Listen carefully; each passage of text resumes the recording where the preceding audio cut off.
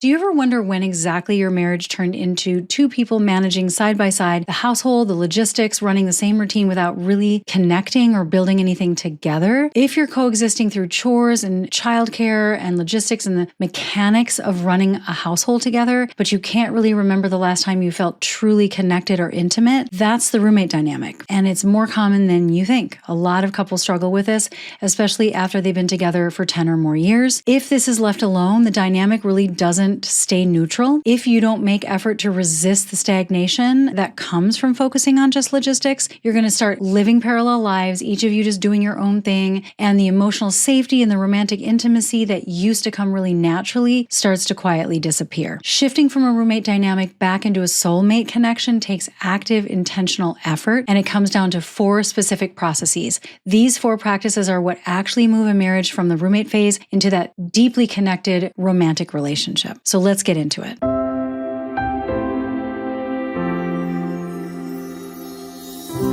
The very first thing we have to do when we're rebuilding a passionate connection is to separate logistics from romance. That means establishing a rule that whenever you're together and you're connecting for the sake of just enjoying each other's company, logistics are banned from the conversation. It doesn't even matter what the activity is, whether it's watching a show together, whether it's having dinner together, going on a walk, cooking together, just being together. If it's designated connection time, during that window, you do not talk about bills, you do not talk about chores, you don't talk about the kids, you don't talk about homework that they have to do, routines, schedules, anything work-related, anything that feels like something that you have to problem solve or manage is off the table. So decide what your activity looks like, but then you have to protect it from the logistics. This is so much easier said than done. I remember my husband and I going on dates, and we kept slipping back into talking about the kids or what we have to do tomorrow, or what about this so-and-so we have to call back and take care of this one thing. Like, we would have to catch ourselves and come back to the present moment. And if you think about when you're on a date and you're starting a relationship, you're just in the present moment, right? You're sharing what's on your mind, what's in your inner world, a book you read recently, what you're dreaming about doing, getting curious about what's going on for them. You're getting to know them. All of that beginner's mind sort of stuff goes away once you're running a household and just thinking about all the tasks that have to be done. By taking those things off the table, it really forces you to come back into that blank slate that you have when you're just getting to know somebody. And that's where the expansion and the excitement and the curiosity and the newness comes back into the dynamic. There's also the 7-7-7 rule that maybe you've heard of this before. It's basically a structure that you can build into your relationship. So how it goes is that there's a date night every 7 days, there's a weekend getaway every 7 weeks, and there's a longer trip or longer placeholder for some deeper connection every 7 months. Now, none of this requires a big production. A lot of times people think, oh, this means I'm going to have to spend money, or I'm going to have to get a babysitter, or what if we can't afford a trip away? The thing to remember is that connection happens in the small moments just as much as the big moments. It's not really about the grand gestures.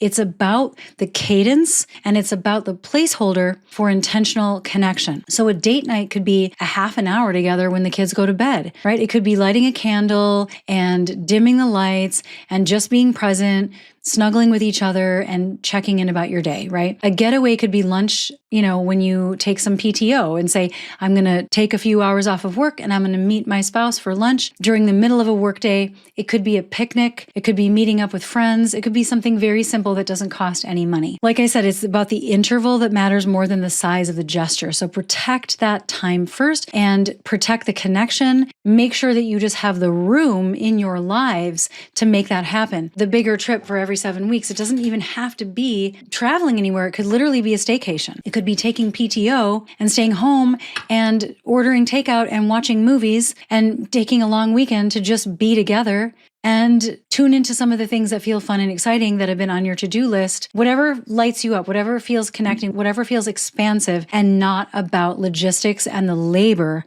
of maintaining your lives. Now, the second thing, and one of the most underrated and yet effective things that you can do for your marriage and bringing that spark back, is the daily check-in that's focused on how you feel and where you're at today. So this is where you set aside 20 to 30 minutes. 20 is really enough. And then you split it up so that each of you gets 10 to 15 minutes minutes to share about your day, share about your stress, share about something that happened at work, or whatever it is that was on your mind. It could have been you had an argument with your sister, and your spouse just listens with empathy. In this check-in, the listener offers no advice unless it's asked for. And the whole purpose is building the practice of sharing what's on your heart with each other, opening up, turning toward each other, sharing what's on your mind, and being heard without anybody trying to fix it, without anybody trying to solve it. It's not about problem solving. That's the whole point. It's just about being heard, feeling like your spouse is tuning into you, making eye contact, and basically just acknowledging what you're sharing, acknowledging the hard work that you put in, right? Acknowledging what your experience is and getting really curious so that you feel seen and heard. You could also be offering specific, genuine compliments like, I really love how you responded to our kids tonight, or gosh, what you did and what you're sharing about work, it sounds really hard and it makes me impressed with how you've been handling things so far. Or I really loved how supportive you were to my mom when she wasn't feeling really well. I really loved how you handled that situation with my colleague who came over and kind of sprung things on us. And I know that you really didn't want them here, but you handled it really well. Generic praise like great job doesn't really carry the same weight. Specificity is what makes somebody feel actually seen and heard. And I think a lot of couples take each other for granted more than they realize they do. So this 20 minutes of listening and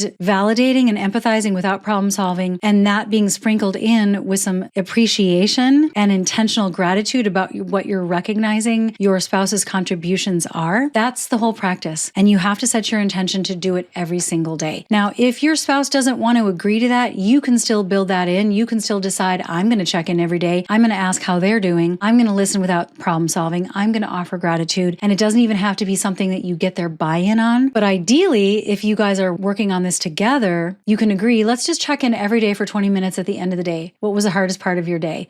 What was your favorite part of your day? What's been on your heart and mind? Share that with me. I listen. I don't interrupt. Then it's my turn and you do the same. And again, this is harder than it sounds.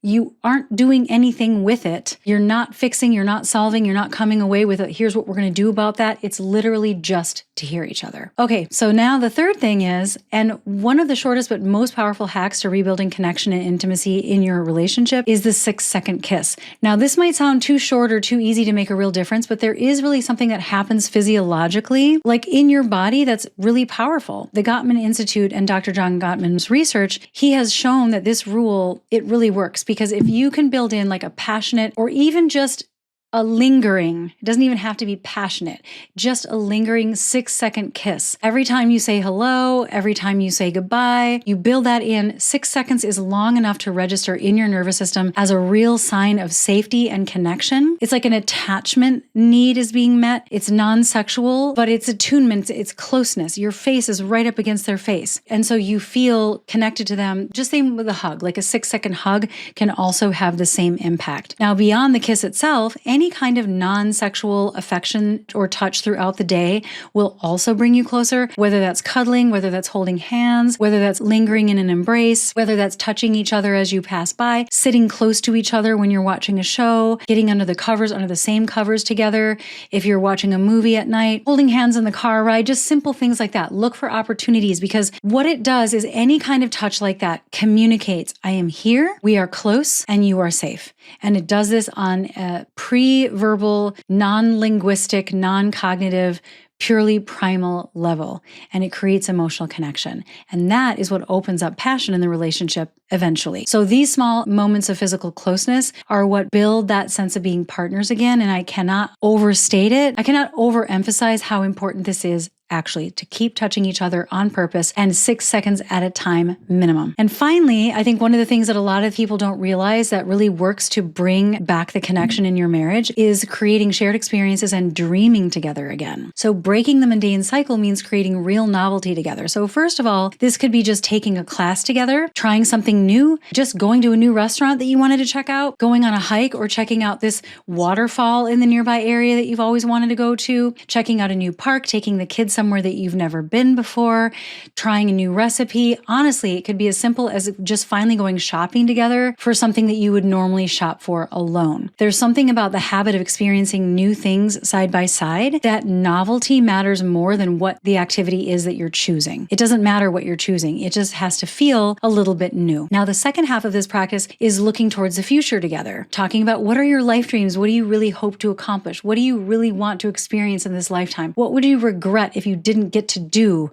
while you're alive? Like, and what do you want to do together? What is the most important thing? What places do you want to go? What experiences do you want to have as a family? And then you can make plans, right? But it's not about the logistics of the what to do. It's more about the why behind it, what lights you up. What are all of the ideas, and get clear on the why behind it. It's not about the how, it's about the why. Every couple is going to want different things. Like you might want to go sailing and your spouse wants to just do a staycation or go skiing and stay in the chalet the whole time and you want to be on the slope. You don't have to have shared interests. It's not about compatibility around shared interests. It's about just finding where there's a little bit of overlap. Okay, you really want adventure. I really want just kind of being cozy and doing nothing.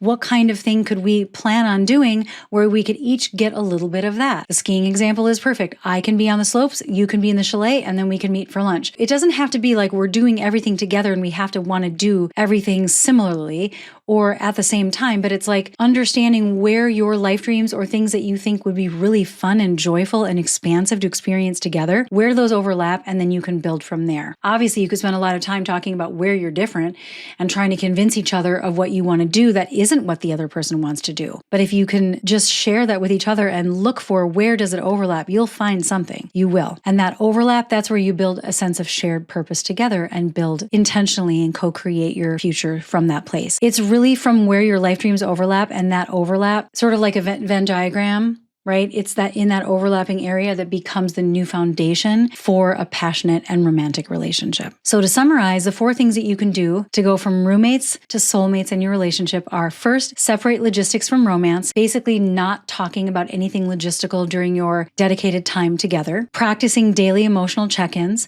where you just hear each other for 10 to 15 minutes each. Each person gets to share and the other person listens only, no problem solving, no fixing, nothing, just listening to understand and getting curious about each other's experiences, feelings, speaking from the heart, right, on a day-to-day basis. The third thing is to rebuild physical intimacy in non-sexual ways: 6-second kiss, 6-second hug, holding hands, and just looking for those opportunities. And finally, creating shared experiences and dreams together. Sharing what's really on your heart and mind together about what you really want to experience, hearing what it is for them, and looking for where they overlap, and get excited about planning out from there. That really brings a more expansive, exciting energy of possibility and excitement about the future together, rather than just thinking about how to survive on a day-to-day basis on a logistical level. Moving from a roommate dynamic to a soulmate connection happens through these 4 practices, very consistently practiced week to week, day to day, hour to hour. It really has to be practiced. None of the 4 are complicated on their own, but what makes them work is that you do them consistently and you do them all. And it starts to become your new normal. Even on the weeks when it feels forced, if you can ban logistics from date night, have a daily check-in,